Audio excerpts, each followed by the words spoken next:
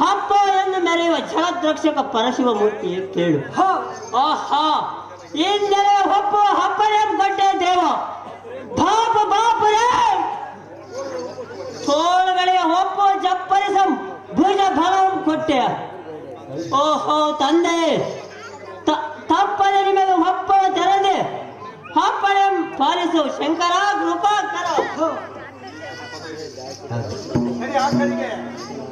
ನೂರ ಒಂದು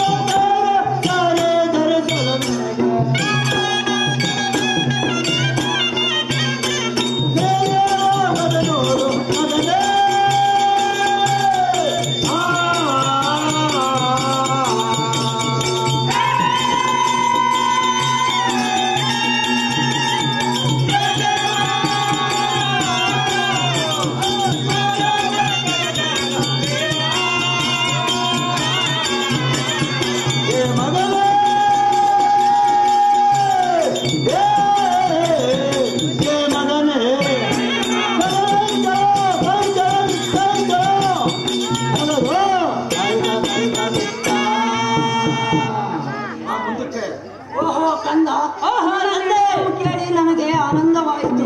ಸುಂದರ ರೂಪನಾದ ನೀನು ಈ ಭೂಲೋಕಕ್ಕೆ ಲೋಕ ಕಲ್ಯಾಣಾರ್ಥವಾಗಿ ಹೋಗಬಹುದು. ಅಪ್ಪ ಮಗನೇ, ರಕ್ಕಸರ ನಾಶಗೈಯುವುದು ಸಾಮಾನ್ಯವಲ್ಲ. ನಾವು ಯಾವುದೇ ಕಾರ್ಯಗಳಿಗೆ ಆಗಲಿ ಸಂಧಿಸಿ ಕಾರ್ಯಕ್ಕೆ ತಕ್ಕಂತೆ ಕಾರಣಕರ್ತರಾಗಬೇಕಾಗುತ್ತದೆ. ಆದ ಕಾರಣ ನಿನಗೆ ಈ ಭೂಮಿಯಲ್ಲಿ ಇಚ್ಛಾನುಸಾರ 101 ಅವತಾರ ತಾಳುವಂತೆ ವರಪ್ರದಾನ ಮಾಡಿರುವೆನು. ಓಹೋ ಮಗನೇ, ಓಹೋ ತಂದೆ, ನಿನ್ನ ಘೋರಾತಾರವಾದ ಕಾರ್ಯಗಳು ಮುಗಿದ ಮೇಲೆ ಅನುಮಾನವಿಲ್ಲದೆ ನನ್ನ ಕೊನೆಯ ದರ್ಶನವನ್ನು ಕೊಡುವೆನು.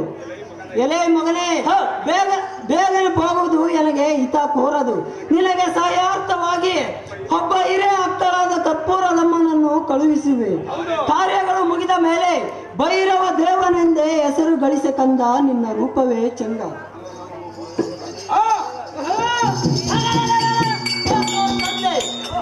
ಎಂತ ಸದ್ಬುದ್ಧಿ ಕೊಟ್ಟೆ ದೇವ.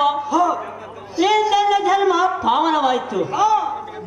ಪರಾಕ್ರಮಿ ಎಂದು ಮುಂದೆ ನುಗ್ಗುತ್ತ ಭೂಮಿಯ ಬಂಧನ ಬಗೆಹರಿಸ ಹೊರಟ ನನಗೆ ಚಂದವಾದ ಹಕ್ಕನ ಸಹಾಯ ಬೇಕು. ಓಹೋ ಕಂದುಗಳೇ, ತಂದೆಯಾದ ತಮ್ಮ ಒಂದು ಮಾತನ್ನು ತಪ್ಪಲಾರನು. ನನಗೆ ಹಿರಿಯ ಹಕ್ಕಳಾದ ಕರ್ಪೂರದಮ್ಮನನ್ನು ಬರೀ ಹೇಳು ಜನಕ, ಜಗವಿಖ್ಯಾತಿ ಕನಕ. ಸಾರಥಿ, ಈಗ ನನಗೆ ಒಪ್ಪಿದವಳಾಗಿ ಮಗಳಾಗಿ ಮೆರೆಯುವ ಕರ್ಪೂರದಮ್ಮನನ್ನು ಅಪ್ಪನ ಆಜ್ಞೆ ಆಗಿರುವುದೆಂದು ಕರೆದುಕೊಂಡು ಬಾರೋ ಸೂತ ಪ್ರಖ್ಯಾತ.